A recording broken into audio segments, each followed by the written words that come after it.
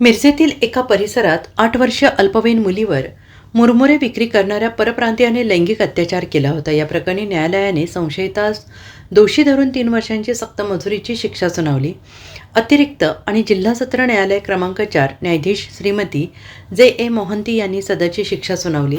तिम्माप्पा अंजनेय कवाडी वय वर्ष 30 राहणार पांगदराई आंध्र प्रदेश असे शिक्षा सुनावल्या तरुणाचं नाव आहे. याबाबत अधिक माहिती अशी की दिनांक 3 फेब्रुवारी 2021 रोजी पीडित मुलगी सकाळी 9:30 वाजण्याच्या सुमारास मुरमुरे आणण्यासाठी गेली होती.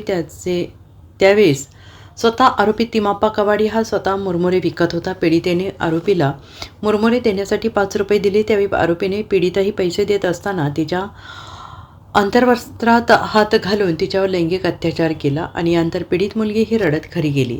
तिने घडलेला सर्व प्रकार तिच्या आईला सांगितला. यावेळी पीडितेच्या आईने पळत जाऊन आरोपीची कॉलर पकडून आरडाओरडा केली. यावेळी परिसरातील नागरिक पळत आले. त्यांनी आरोपीला मिरज शहर पोलिसांच्या स्वाधीन केले. त्यानंतर आईने मिरज शहर पोलिसात फिर्याद दिली.